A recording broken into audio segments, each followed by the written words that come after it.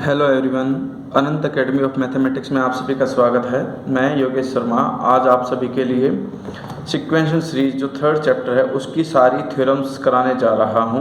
Questions और examples मैं already पहले के एपिसोड्स में करा चुका हूं।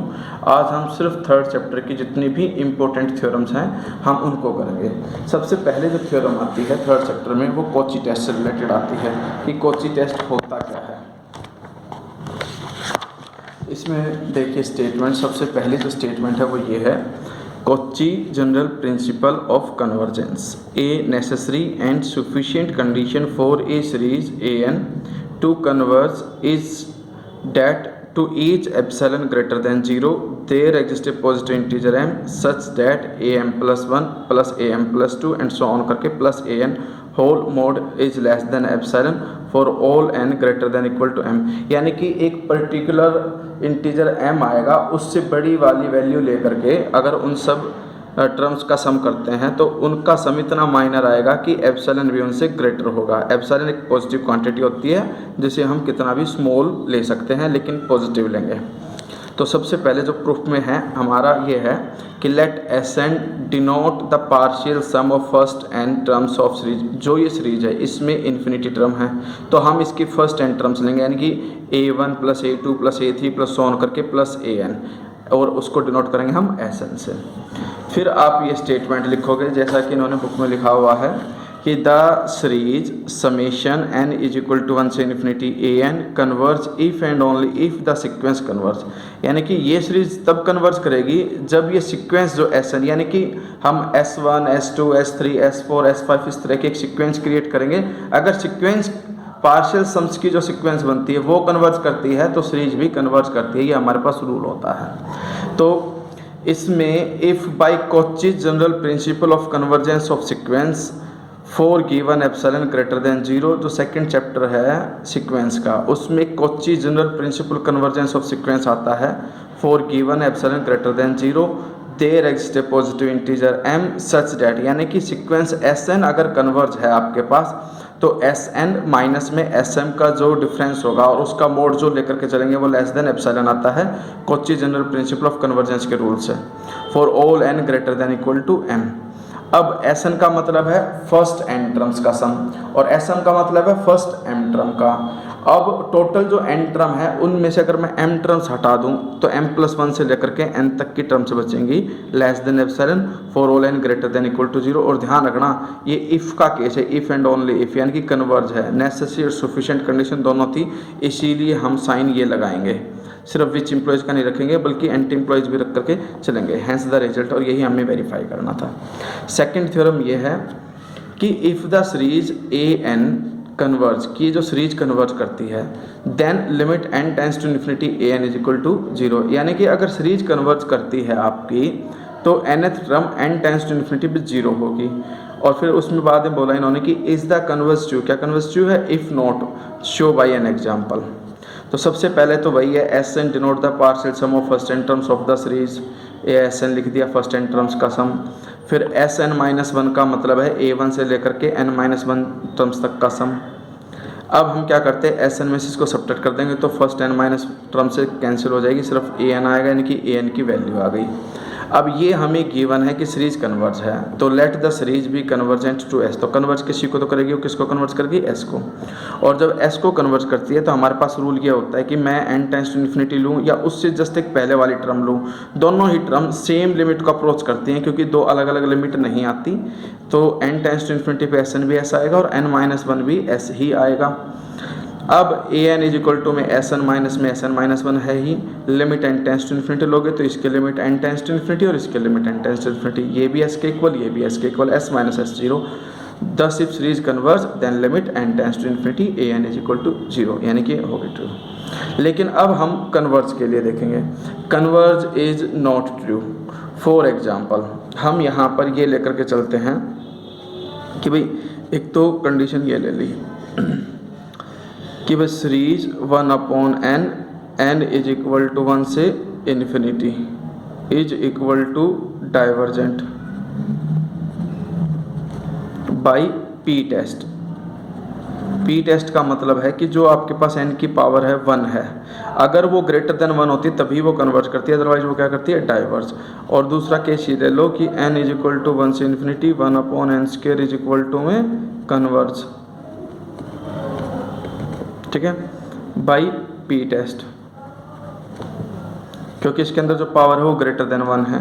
अब दोनों ही केस में हमारे पास ये देखते हैं कि भाई जो ए एन है 1 अपॉन एन है, वो limit N tends to infinity 0 है, आपके पास 0 तो है, लेकिन by P test the series is not convergent. आप ये लिख देना कि भाई series A N is equal to में दिस लिखा, फिर ए एन आ गई 1 upon N, N tends to infinity में 0 आ गया, फिर उसके बाद ये कंडीशन लिख देना कि but series 1 upon N n is equal to 1 से infinity is not convergent by P test, ठीक है, hence converge is not true. तो फिर जो इसका कन्वर्ज है वो नॉट ट्रू होगा, बस इतना ही करना। इसका जो ये आगे वाला पैटर्न दे रखा है ये करने की फिर आपको जरूरत नहीं पड़ेगी। अब हमारे पास नेक्स्ट जो थ्योरम आती है वो जीपी की आती है, कन्वर्जेंस और divergence of geometric series. Geometric series आपको पता ही क्या होती है, a plus A R square plus so on करके अप टू इन्फिनिटी तक जा रहे हैं हम। इसमें फर्स्ट टर्म ए है, कॉमन रेशियो आर है, क्योंकि हर बार नेक्स्ट टर्म से उससे पहले वाली टर्म को डिवाइड करोगे तो वो आर ही आएगा और आर कॉमन रेशियो कहलाती है। तो फर्स्ट केस तो ये कि ये कन्वर्ज करेगी if mod of R less than 1, यानी कि अगर आर -1 और +1 के बीच में लाई करता है, इक्वल का भी साइन नहीं लेना, सिर्फ ग्रेटर और लेस का साइन, तो आपके पास कन्वर्ज करेगा। अगर r ग्रेटर देन और इक्वल टू 1 हो जाता है तो वो डाइवर्ज करेगा। और oscillate finitely if r is equal to -1, ये ऑसिलेट फाइनाइट करेगा if r is equal to -1, और oscillate infinitely if r is less than -1। तो ये 4 केसेस बनते हैं जीपी के अंदर। सबसे पहले तो हम SN लेंगे, SN means partial sum of first n terms of GP, a plus A R square so on करके nth टर्म बनेगी AR की पावर n-1। इसमें जो सम का फॉर्मूला होता है वो होता है a इंटू 1 माइनस आर की power n upon 1 minus R, provided r is not equal to 1, यानी कि r को हम 1 लेकर के नहीं चल रहे हैं। अब case 1 mode of r less than 1, अगर mode of r less than 1 है तो इसका मतलब r की पावर n टेंस टू 0 करेगा as n tends to infinity. अब limit n tends to infinity Sn is equal to r की power n तो 0 हो गया, लिमिट इन्फिनिटी रखने पे सिर्फ a अपॉन में 1 माइनस r बचा, विच is a unique and finite quantity, क्योंकि r इक्वल टू 1 तो है नहीं, तो इसका मतलब डिनोमिनेटर 0 होगा नहीं, डिनोमिनेटर 0 नहीं होगा तो ये फाइनाइट वैल्यू होगी।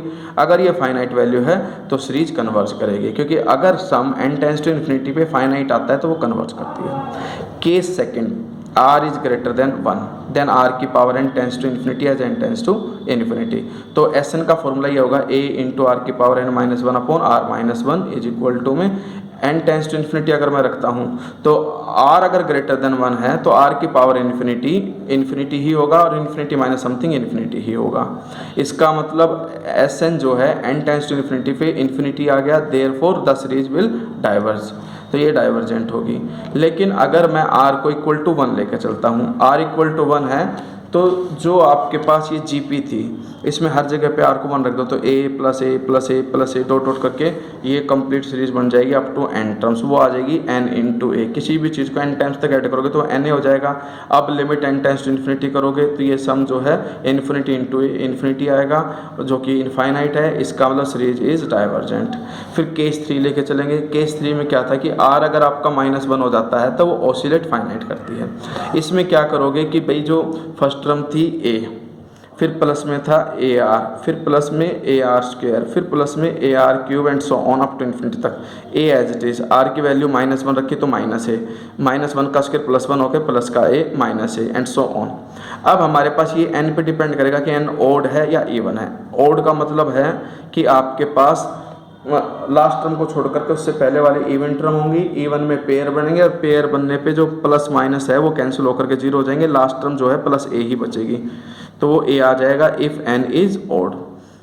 ठीक है, और अगर मान लो n इवन है, n टर्म ही इवन है तो पेयर बन जाएंगे, एक प्लस माइनस कैंसिल होते होते लास्ट टर्म जो है वो 0 आएगा इफ़ n इज इवन।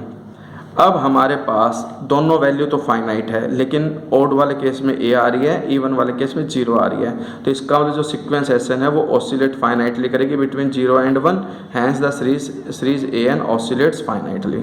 लेकिन केस 4 जब r इज इक्वल टू -1 हो जाएगा, ये केस है जो थोड़ा सा आपको ध्यान से समझने की ज़रूरत है।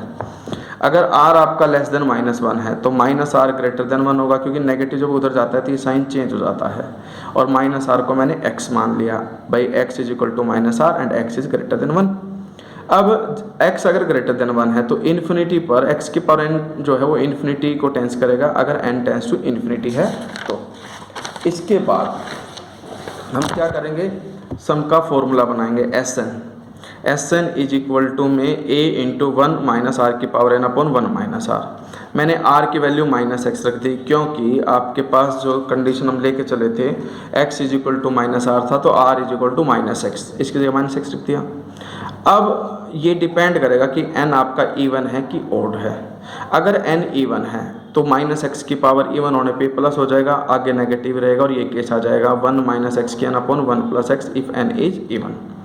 और अगर n ओड है तो ये टर्म नेगेटिव आएगी, नेगेटिव ऑलरेडी बीच में है, नेगेटिव नेगेटिव पॉजिटिव होकर के यहाँ प्लस का साइन आ जाएगा इफ n इज ओड। अब n इवन और ओड दो केसेस हो गए। अब अगर मैं limit n tends to infinity रखता हूँ तो इसमें 1 माइनस इन्फिनिटी आएगा इफ n इज इवन, और इसमें 1 प्लस इन्फिनिटी आएगा इफ n इज ओड, यानी कि वैल्यू अलग अलग आ रही है। तो ये ऑसिलेट तो कर गई, लेकिन दोनों ही इन्फिनिटी हैं, इसलिए ऑसिलेट इनफाइनाइटली। इसी तरह से आपके जीपी के जितने भी केसेस थे वो सारे कंप्लीट हो गए।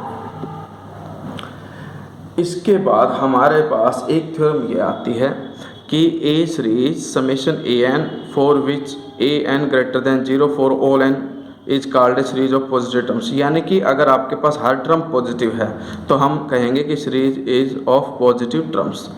फिर थ्योरम है कि a positive term series either converge और डाइवर्ज टू इन्फिनिटी, वो या तो कन्वर्ज करेगी या डाइवर्ज करेगी, ठीक है। और डाइवर्ज किसको करेगी, प्लस इन्फिनिटी को। तो हमने ले लिया कि series A n be series positive terms such that a n denotes the partial sum of n terms, वो मैंने Sn ले लिया। Sn -1 का मतलब है n-1 टर्म्स तक का सम। फिर Sn में से Sn -1 को सब्ट्रैक्ट कर दो, वो इक्वल टू an आ जाएगा। an एक पॉजिटिव टर्म्स है for all n belongs to n। अब अगर ये ग्रेटर देन 0 तो इसका ये जो डिफरेंस है greater than 0, Sn greater than Sn -1 for all n। Sequence जो है मोनोटोनिकली इंक्रीज हो गई, क्योंकि Sn जो है ग्रेटर देन n-1, n की वैल्यू रखते जाओगे तो हर केस में अगली टर्म का सम जो है वो ग्रेटर होता चलेगा। तो Sn जो है greater than Sn-1 increasing sequence हो गई। But a monotonically increasing sequence either converge और डाइवर्ज टू इन्फिनिटी, या तो कन्वर्ज होती है डाइवर्ज होती है। तो सीक्वेंस Sn आइदर कन्वर्ज और diverge to infinity, hence the infinite series either converge और डाइवर्ज टू इन्फिनिटी। ये कंडीशन है आपके पास। फिर हमारे पास नेक्स्ट जो टेस्ट है मेन पी टेस्ट आता है। अब पी टेस्ट में हम क्या करेंगे कि भाई आपके पास एक सीरीज दे देंगे, आपके पास 1/n की पावर p टाइप की, ये भी इम्पोर्टेंट है। 1/n की power p, n is equal to 1 से इन्फिनिटी, 1/1 की पावर p प्लस 1/2 की पावर p प्लस में 1/3 की power p plus so on करके प्लस 1/n की power p। Converges if p greater than 1, ये कन्वर्ज करेगी अगर p ग्रेटर देन 1 है, और डाइवर्ज करेगी if p is less then और इक्वल टू 1। तो इसमें सबसे पहला जो केस है हम मान करके चलते हैं कि p पॉजिटिव यानी कि ग्रेटर देन 1 है। अब 1 के अपॉन 1 की पावर p एक प्रकार से 1 नहीं आएगा, यानी कि सिंगल टर्म ली 1/1 की power p is equal to में 1, क्योंकि पहली टर्म यही है 1/1 की पावर p। फिर फर्स्ट टू टर्म्स का सम, नेक्स्ट टू टर्म्स का सम 1/2 की पावर p प्लस 1/3 की पावर p लेस देन 1/2 की पावर p प्लस 1/2 की पावर p। ध्यान रखना जिसका डिनोमिनेटर कम होता है उसकी वैल्यू बड़ी होती है। ये दोनों तो इक्वल हो गई, इन दोनों में ये वैल्यू बड़ी है तो सम भी ग्रेटर होगा, इसलिए ग्रेटर का साइन लगा है। और ये 1 और 1 2 करके 2/2 की पावर p पावर घट का सब्ट्रैक्ट होकर के 1/2 की पावर p-1। अब हम देखो पहले एक टर्म ली फिर 2 टर्म ली, अब हम 4 टर्म्स लेंगे। 4 टर्म्स का मतलब 4 से लेकर के 7 तक, 1/4 की पावर p प्लस 5 की पावर p प्लस 1/6 की पावर p 1/7 की पावर p। वैसे ही लेस देन करके इसमें जो स्मॉलेस्ट है वो 4 की पावर p है, तो सबको 4 की पावर p लिख दो, क्योंकि डिनोमिनेटर स्मॉलेस्ट है तो वैल्यू ग्रेटेस्ट होगी। तो इस तरह से 1 2 3 4 4/4 की पावर p, ये 1/4 की पावर p-1, क्योंकि यहाँ पे पावर 1 है, यहाँ p है, तो पावर सब्ट्रैक्ट हो जाएंगी p माइनस 1। अब 4 जो है वो 2 का स्क्वायर होता है, स्क्वायर होने की वजह से देखो 4 की पावर p माइनस 1 है, इसका मतलब 2 का square whole power p minus 1। इससे क्या होगा कि जो p माइनस 1 है वो अंदर आ जाएगा, स्क्वायर बाहर चला जाएगा, तो 1/2 की पावर p माइनस 1 का स्क्वायर हो गया, एंड सो ऑन करते चले गए। अब की बार हम क्या करेंगे, यहाँ पर 1/2 की पावर n आएंगे, देखो 2 की पावर 0, 2 की पावर 1, 2 की पावर स्क्वायर, उसकी पावर p, तो यहाँ पे 2 की पावर n की power p, and so on करके लास्ट टर्म। ध्यान से देखना इसमें 4 माइनस 1 8 माइनस 1, और देखो 4 का मतलब होता है 2 का स्क्वायर, और 2 के स्क्वायर में से -1 करूँगा तो 3 आ रहा है, ये 2 की क्यूब 8, 8 माइनस 1 7 आ रहा है। तो उसी तरह से 2 की पावर n प्लस 1 माइनस 1 करूँगा तो ये सीरीज इस तरह से बनेगी लेस देन, और यहाँ पे देखो फर्स्ट वाले केस में 2 की पावर 0 थी, फिर सेकंड वाले केस में p माइनस 1 की पावर 1 आ गई, फिर यहाँ पर 2 आ गई, तो nth वाले केस में पावर n आएगी। अब एडिंग कर दो इनको, अगर हम एडिंग करते हैं तो इधर तो 1/1 की power p plus this and so on करके पूरी की पूरी एक सीरीज एडिशन में आ जाएगी, जो कि लास्ट जो टर्म है उतनी टर्म हो जाएंगी। उतनी टर्म्स होने का मतलब हम Sn के बजाय हम लिख देंगे S2 की power n plus 1 minus 1 term less than, और यहाँ पे किससे लेस देन होगी, 1 प्लस 1/2 की पावर p माइनस 1 प्लस में 1/2 p माइनस 1 का स्क्वायर, और एंड सो ऑन करके लास्ट टर्म आई थी 1/2 p minus 1 whole power n, यानी कि जो ये टर्म आई थी एक ये प्लस में ये प्लस ये और प्लस ये लिख दो आप, जो कि आपकी एक जीपी बनेगी। जीपी में कॉमन रेशियो दिस अपॉन में दिस करके 1/2 की पावर p माइनस 1 आएगी। अगर p ग्रेटर देन 1 है तो ये पावर पॉजिटिव ही रहेगी, पॉजिटिव का मतलब ये डिनोमिनेटर में ही रहेगा, 2 ऊपर जाने का कोई सवाल नहीं है। और जब 1 के अपॉन में कुछ क्वांटिटी है जो 1 से ग्रेटर है तो वो टोटल रेशियो लेस देन 1 हो जाएगी, क्योंकि 1 के अपॉन में समथिंग है इसलिए लेस देन 1 है। और जब कॉमन रेशियो लेस देन 1 होती है तो आपके पास जो सीरीज बनती है जीपी वाली वो कन्वर्जेंट होती है। और अगर ये सीरीज कन्वर्जेंट है तो इसके जो लेफ्ट में है सीरीज वो भी क्या होगी, कन्वर्जेंट होगी। तो यही आपके पास पी टेस्ट था p ग्रेटर देन 1 वाले केस में, यानी कि ये आप इसमें इन्होंने जीपी के सम का फॉर्मूला लगा रखा है, वैसे आप लगा सकते हो a इंटू में 1 माइनस r की पावर n प्लस 1, क्योंकि टोटल टर्म इसके अंदर n प्लस 1 है, क्योंकि स्टार्टिंग 1 से हो रही है, उसके बाद लास्ट में पावर जो है वो n है, तो टोटल टर्म n प्लस 1 हो गई। तो 1 माइनस r ये था, उसकी पावर n प्लस 1 अपॉन में 1 माइनस r।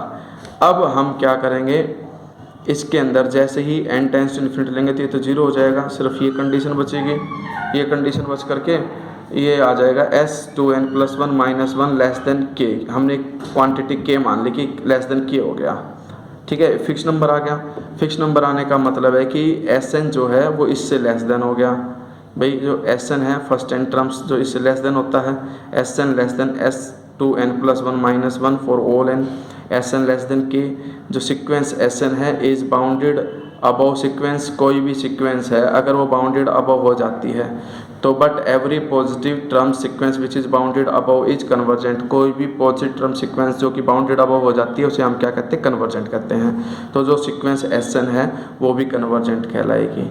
तो ये सीरीज 1/n की power p is also convergent. ये सारा करने के बजाय आप ये कर सकते हो कि common ratio is less than 1, therefore जो ये सीरीज है आपके पास 1, जो सीरीज बनेगी सीरीज S2n प्लस 1 माइनस 1,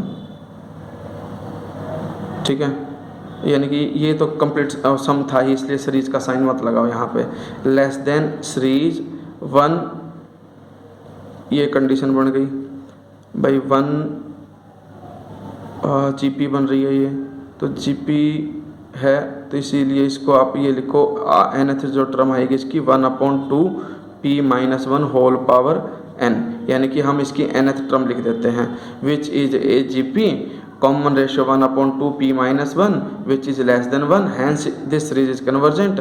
तो बाय कंपैरिजन टेस्ट जो स्मॉलर सीरीज होती है वो भी कन्वर्जेंट होती है, या फिर जैसा इन्होंने बुक में करके दिखा रखा है कि सीक्वेंस को कन्वर्जेंट दिखा दो बाउंडेड अबव करके तो ये कन्वर्जेंट हो जाएगी।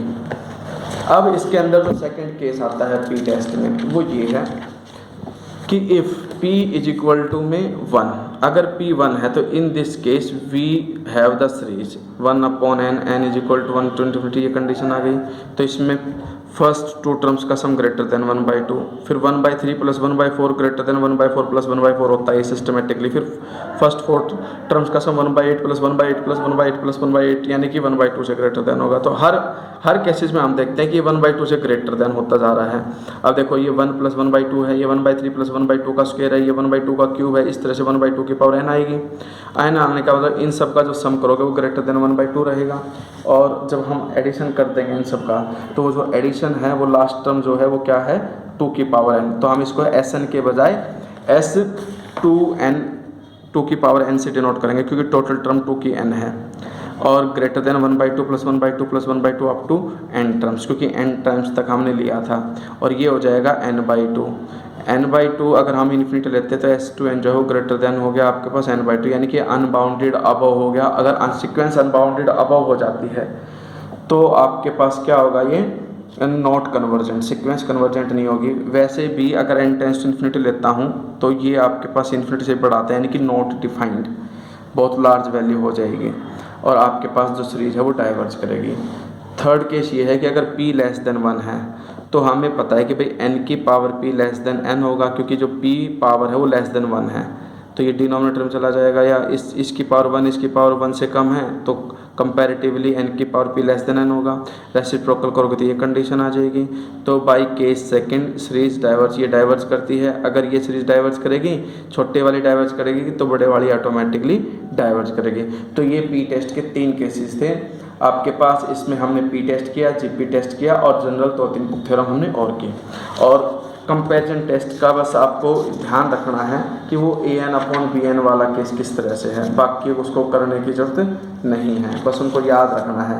लेकिन इसके अलावा ये 2 कंडीशन और याद रखना कि अगर मान लो an की एक सीरीज़ है और bn की एक सीरीज़ है, दोनों पॉजिटिव टर्म सीरीज हैं और an को bn से डिवाइड करेंगे, limit n tends to infinity करते हैं तो 0 आ जाता है और साथ में bn कन्वर्जेंट आती है, तो ही हम कह सकते हैं कि an कन्वर्जेंट। इससे पहले वाले केस में मैंने बताया था कि अगर नॉट इक्वल टू 0 और इन्फिनिटी है तो सेम बिहेव करेंगे, यानी कि an और bn दोनों कन्वर्जेंट करेंगे या डाइवर्जेंट करेंगे। लेकिन इसमें क्या है कि जो bn जो सीरीज है अगर वो कन्वर्जेंट है तो ही हम कह सकते हैं कि series an is also convergent. और अगर इन्फिनिटी वाला केस आता है तो bn शुड बी डाइवर्जेंट, तो bn को डाइवर्जेंट ही लेना पड़ेगा और bn डाइवर्जेंट होगी तो ही हम कह सकते हैं an इज डाइवर्जेंट। इस वाले केस में हम कन्वर्जेंट के बारे में कुछ नहीं कह सकते और इस वाले केस में हम डाइवर्जेंट के बारे में कुछ नहीं कह सकते। तो ये 2 बातें और याद रख लेना। इस तरह से आपका जो 3rd चैप्टर है उसमें जो कुछ बताने लायक था मैंने बता दिया, उसे आप ध्यान से कर लेना, ठीक है। इसके बाद मैं 4th चैप्टर स्टार्ट करूँगा सीरीज का। Thank you.